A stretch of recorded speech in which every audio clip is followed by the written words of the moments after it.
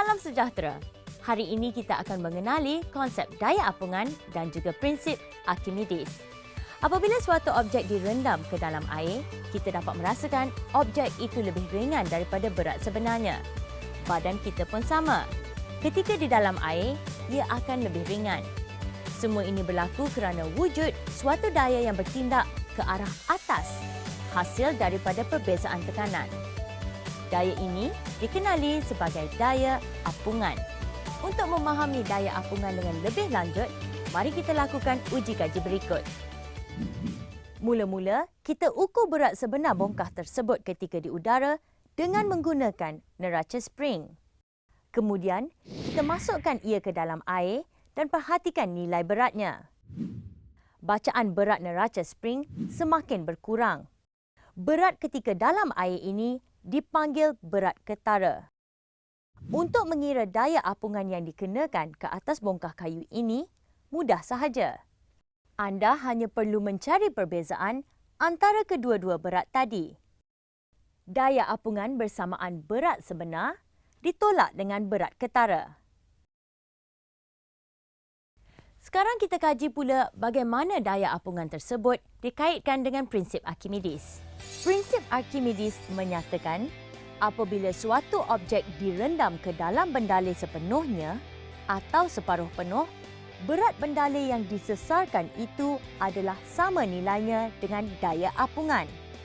Cuba lihat visual ini. Apabila objek tersebut direndam sepenuhnya ke dalam tangki Eureka, ada sejumlah air yang tersesar masuk ke dalam bikar. Jumlah berat air yang tersesar ini sama dengan daya apungan. Daripada pemerhatian eksperimen tadi, kita boleh merumuskan satu formula fizik untuk mewakili prinsip Archimedes. Daya apungan sama dengan berat cecair yang disesarkan. Manakala berat cecair disesarkan adalah M darab G. Maka persamaan ini menjadi seperti berikut. Daya apungan sama dengan M darab G. Mengambil kira ketumpatan cecair ρ bersamaan jisim per unit isi padu, maka jisim cecair yang tersesar itu adalah M sama dengan ketumpatan ρ darab dengan isi padu V.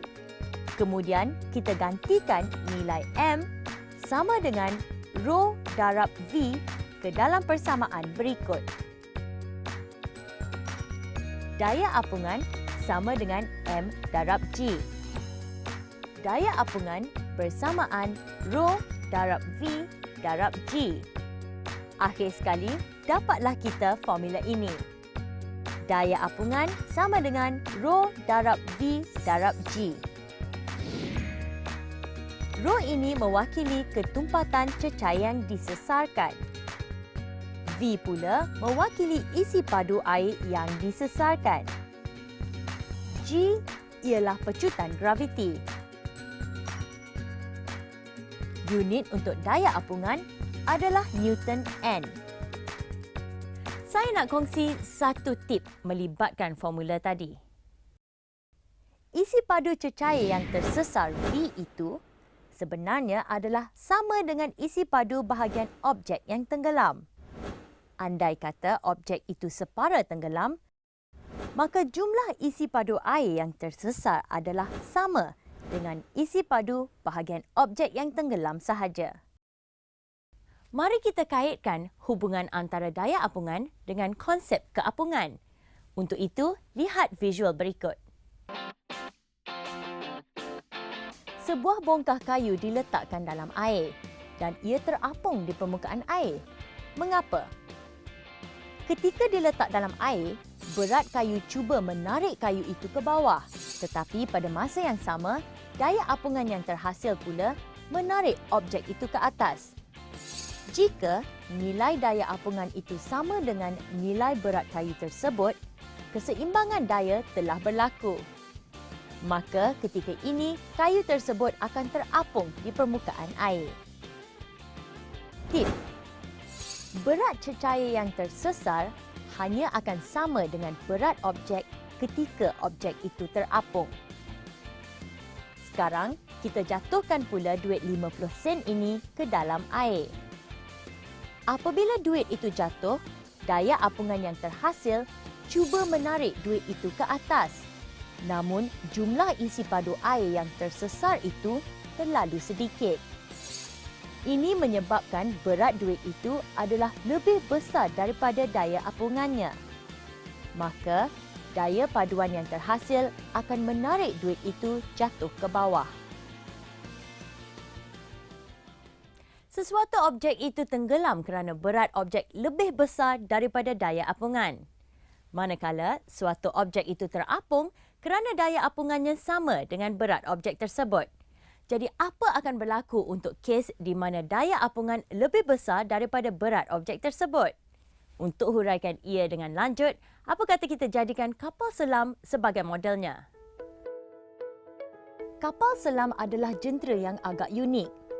Ia boleh terapung di permukaan air, kemudian tenggelam ke dasar laut dan ia juga mampu naik semula ke permukaan.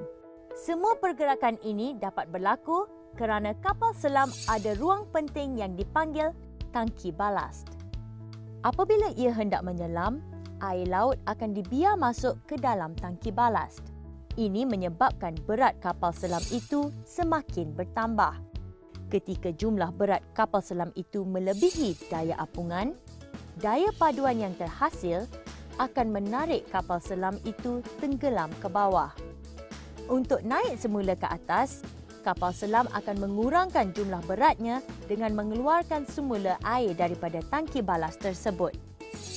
Apabila tangki balas itu kosong, nilai daya apungan pula melebihi jumlah berat kapal selam tersebut.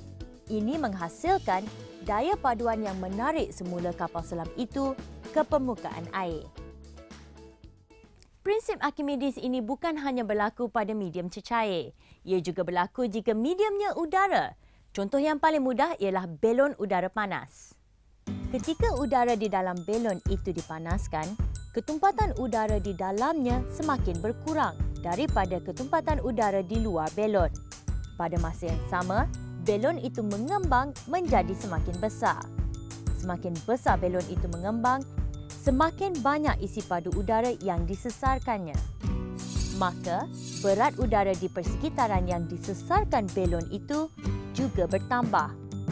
Menurut prinsip Archimedes, berat udara yang tersesar itu sama nilainya dengan daya apungan. Akibatnya, ini menghasilkan daya apungan yang semakin tinggi. Apabila daya apungan yang terhasil melebihi berat belon tersebut, ia akan terangkat ke atas. Mari kita imbas kembali topik perbincangan hari ini.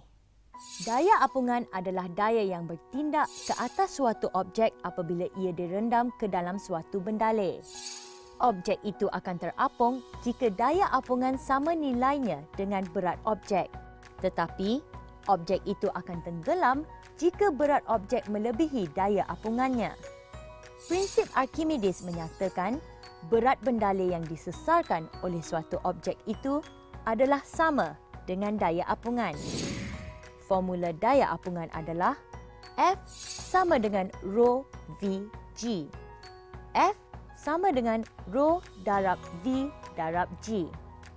Tips: jika nilai isi padu bendaleh yang tersesar itu meningkat, nilai daya apungan juga akan meningkat. Berat bendaleh yang tersesar hanya akan sama dengan berat objek ketika objek itu terapung.